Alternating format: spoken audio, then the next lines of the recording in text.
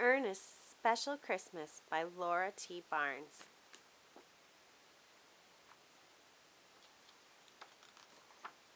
It was a chilly, sunny day on the farm. Christmas was just a day away. Ernest, Chester, and the other animals knew that Christmas was near. The wreaths with the red bows were on the pasture gates. The pretty wreaths were put there every year. Ernest loved Christmas. It was a special time shared with friends and filled with wonderful gifts and surprises. Ernest's friend Chester was a huge white draft horse. Although he was very big, he was kind and gentle. Chester used to pull the plow to dig the fields for planting, but he was very old now and no longer strong enough to help with farm chores. Chester now spent his days quietly munching on grass in the fields. Ernest, the little miniature donkey, loved the kind old draft horse. When the tiny donkey and the big horse stood side by side, it made Chester look even bigger. Even though it was a very cold Christmas Eve, the animals stayed warm with their furry winter coats. Slowly the skies began to turn gray and it started to snow. The animals looked up as small snowflakes fell from the sky. It looked magical. It's going to be a beautiful white Christmas, thought Ernest.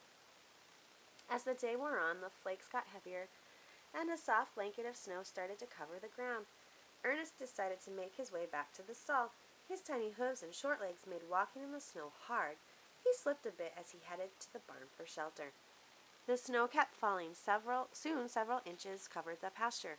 Ernest was quite happy in his stall. He munched on the hay and sipped warm water from his bucket. His friends slowly joined him. As Ernest looked around, he realized that Chester was not in the stall. "Hey, where's Chester?" he asked. "We haven't seen him," said the cows. "He's not with us," said the horses. "We haven't seen him either," chimed the donkeys. Ernest walked through the stall and looked out the door. It was now snowing very hard. He couldn't see much. Most importantly, he couldn't see Chester. Ernest ventured down the ramp to see if Chester was nearby. Nope, no sign of him, thought Ernest. "I better go find him. After all, it's Christmas Eve. We should all be together." Ernest looked near the birdhouse, but Chester was not there. He carefully walked down to the pond, slipping along the way, but Chester was nowhere to be found. Ernest was worried. "Where can he be?" he wondered. Slowly, Ernest started to walk up the hill toward the back pasture. He kept slipping and sliding, but continued to search for his friend. He bent his head low and carefully walked up the hill. As he climbed, he heard a noise. He turned and walked toward it. Suddenly, he stumbled on something. "Ouch!" came a deep voice. Startled, Ernest stopped. "Hey, be careful, you're on my leg," boomed the voice. Ernest looked down and saw Chester lying in the snow. He realized that he was actually standing on Chester. "Chester!" shouted Ernest. "There you are! What are you doing laying in the snow?" "Oh, Ernest, I'm so glad you're here. I stumbled in the snow and fell. Now I can't seem to get up," exclaimed Chester. "Well, you have to get up," insisted Ernest. "I barely found you.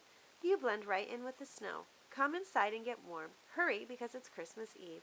We are all gathered together in our stall. We're going to celebrate." "But I can't get up. I'm tired, and I don't have the strength. You go ahead," urged Chester. Ernest was worried. He saw that Chester was getting covered up by the snow. He knew that he had to get Chester back to the safety and warmth of the barn.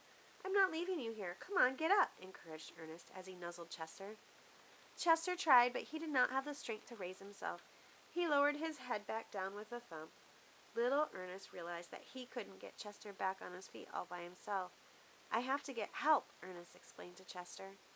Ernest made his way back to the barn as quickly as he could. He explained to the horses that he found Chester and needed their help. Without delay, they followed Ernest back out to the pasture. "Wait for us," shouted the cows. "We'll help too." As quickly as possible, the animals followed Ernest through the snowy pasture to reach Chester. The snow was getting so deep that they had trouble finding him. They finally saw the big white horse covered in white snow.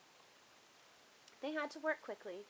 It was getting very late, and they were worried about their friend, who seemed so sad and cold.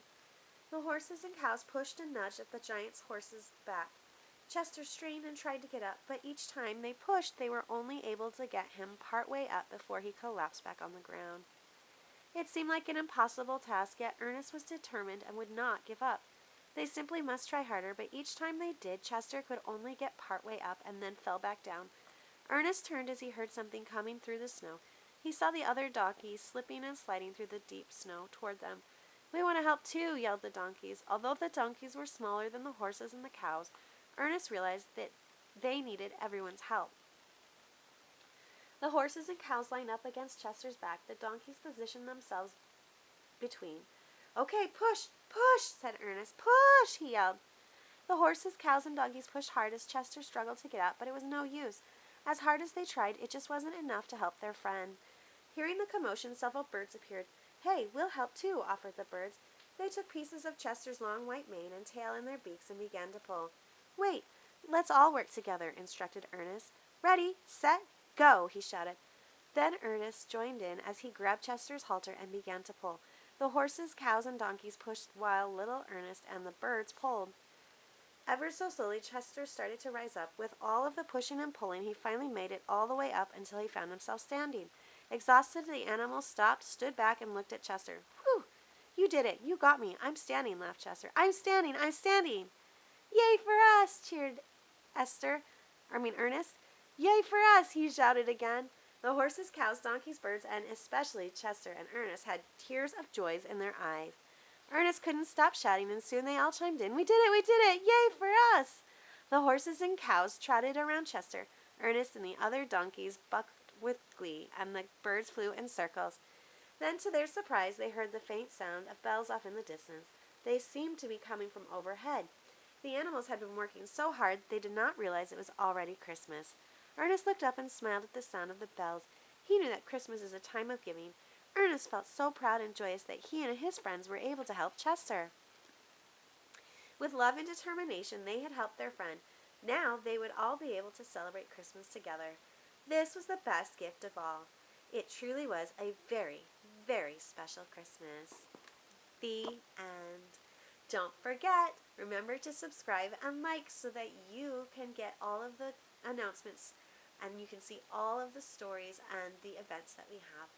See you next time.